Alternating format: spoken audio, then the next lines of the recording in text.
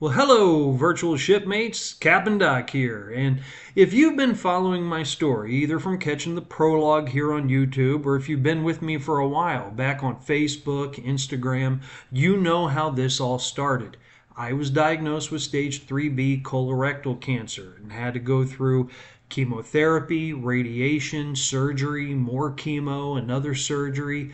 But during that, I decided that if I actually lived, I wanted to learn how to sail. Now, going through treatment, there was no way to get out on a boat, so what did I do? I went ahead and watched YouTube videos and read books and instructional DVDs, anything that I could to try to learn as much as possible.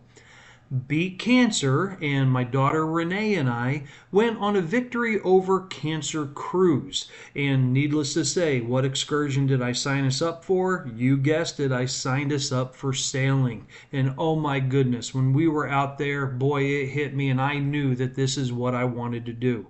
Within 2 weeks of getting home, I bought the boat that came to be known as New Beginnings.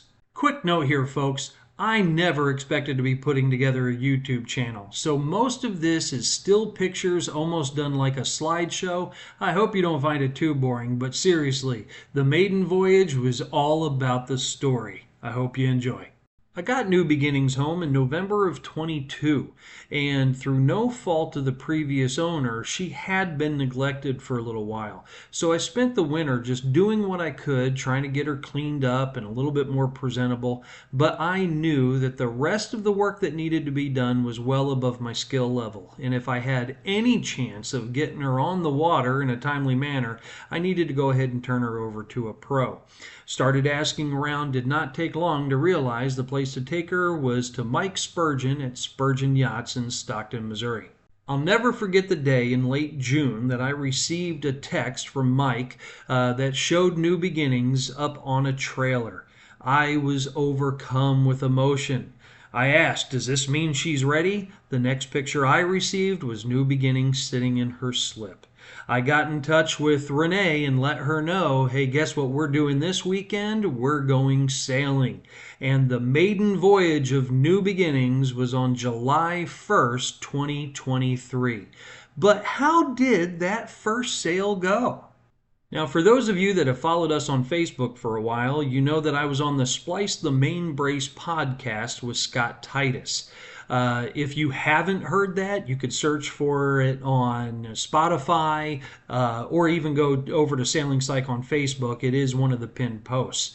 Now, Scott asked me the same question. Hey, Doc, so, you got her in the water, you went out and you had a great day sailing, right? You see, a good host knows how to ask questions. A great host knows the answers before they even ask them. Hey, Scott, in some circles, buddy, we call that entrapment. Indeed, that day was plagued with issues. Where do I start? Well, Renee and I showed up at the marina and we took a quick picture that you see here.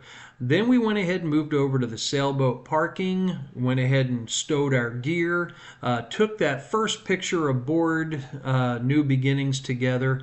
We said a prayer for the fact that this day even came to be, and then of course we did the official renaming ceremony. I admit I might have been a little bit stingy with the rum to Poseidon.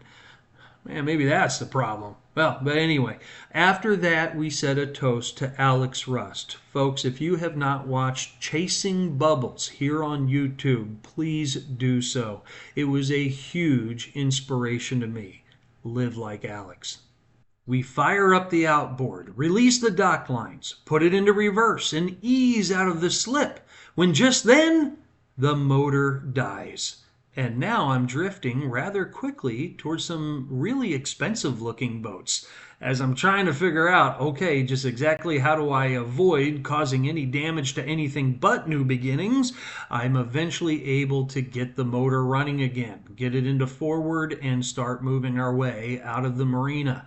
Okay, lesson learned. This motor likes to warm up for a bit before you put her into gear. Hey, at least we got the gremlin out of the way, and it'll be smooth sailing from here on out.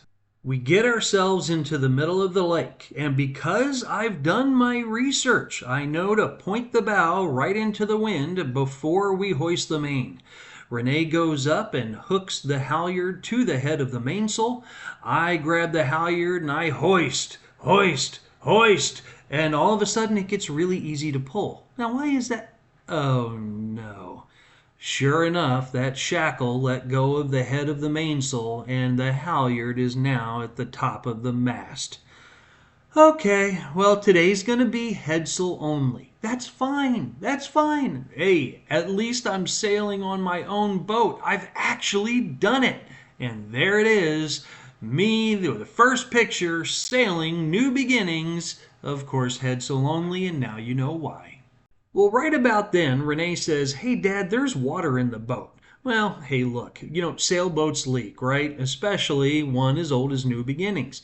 And we had just had some rain, and I knew that's what it was. I took a look, and indeed, there was quite a bit of water, but hey, it'll be okay. We continued to sail.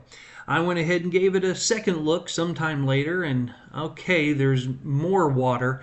And so, obviously, it's kind of settled out now, and so now there's the bulk of it. I'm going to have to get that out there maybe when we get back to the dock.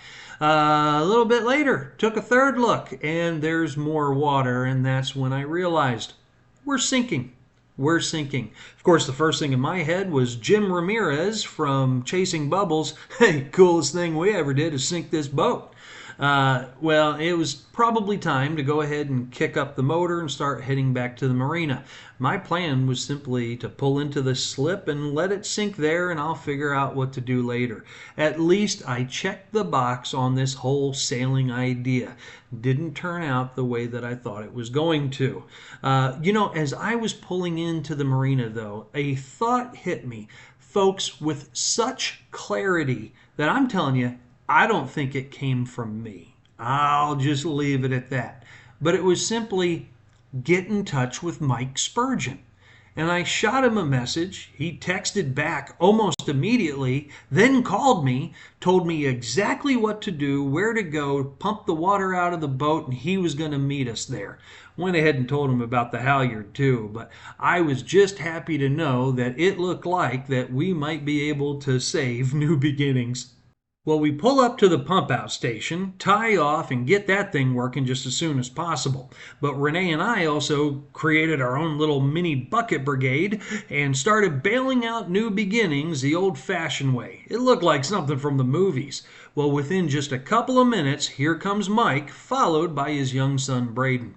In looking over some pictures, he saw that there was a drain hole that did not have a plug in it. And so he plugged that up real quick, helped us get the rest of the water out, and then he pulled out the bosun's chair. Young Braden got to take his first ride up a mast to help retrieve our halyard. Boy, is that young man brave, let me tell you. I remember when he said it was time to go, he was ready to come on down. His dad asked, "Well, do you want to come down fast or slow?" Oh my goodness. Anyway, they saved the day, guys. They absolutely rescued our day. He helped us do a quick little fine tune on the headsail with the roller furler, and before you know it, we were back out on the water. We didn't even clear the wave breaks when I got a call from him asking if everything was going okay, and sure enough it was. It was time to hoist both sails. Well, we get out into the center of the lake, point the bow to the wind, hoist the main, all the way this time, and then we go ahead and unfurl the headsail and we take off. Now, earlier in the day, it was kind of cloudy and overcast, but now it's bright and sunny. I have the radio going, the wind's blowing, we're moving. Boy, this is exactly what I thought sailing was going to be like. Now I look far ahead and I see there is a sailboat that is heeled way over. See, I did all my studies, right? I know they have too much sail out and they need to reef. We, however, are doing fine. So Renee takes over the helm. I get a few pictures, and in fact, I go down into the cabin and get this video right here when all of a sudden the gust hit us and we do this massive heel with a sharp turn.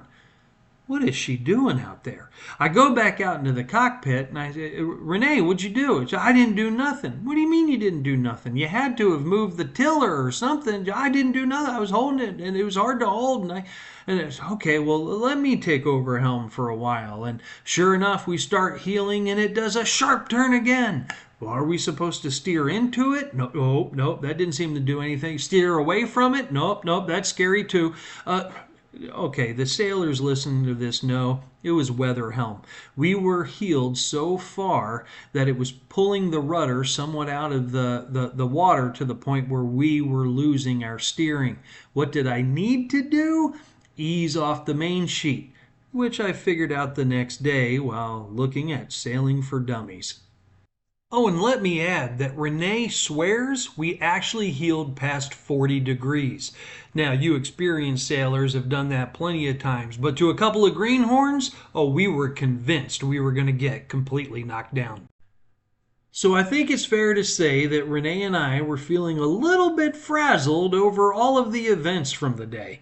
So we decided, hey, let's take a time out. Let's pull into a cove, we'll drop the anchor, air up the paddleboard, and she could do some exploring. Maybe we'll do a little bit of fishing, do a little bit of swimming. We just needed to catch our breath. Well, then I realized, oh, good job, Doc. I dropped the anchor, parked next to a lee shore.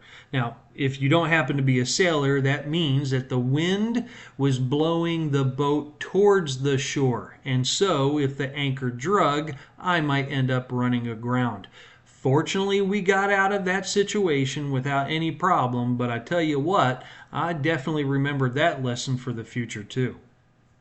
Heading back to the marina, we ran headsail only, which actually created a wonderful, pleasurable cruise that was nice and relaxing.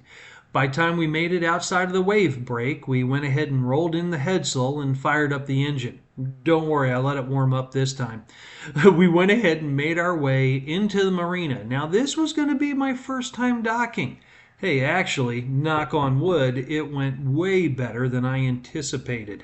We tied up, grabbed our gear, and went and sat in the truck. We sat in silence for 30 seconds to a minute. Without even looking at her, I just asked, so what'd you think? Renee, without making eye contact, said, I don't know yet. To which I responded, me either, but I can't wait to go again. And so, my friends, there is the epic tale of the maiden voyage of new beginnings from July 1st, 2023. You know, I've heard them say about sailing that the highs are really high and the lows are really low. I just didn't expect to experience it all on the same day, let alone the first day I ever went sailing. So, folks, if you decide to take up sailing, do me a favor, take some lessons. Bare minimum, go out with somebody who has sailed before. Yeah, the way that I went about this, not the brightest of ideas. As I said on the podcast with Scott Titus, look, I'm just an idiot with a boat. Anyway, hope you enjoyed this. Fair winds, following seas, and don't forget to find your sailboat. Dock out.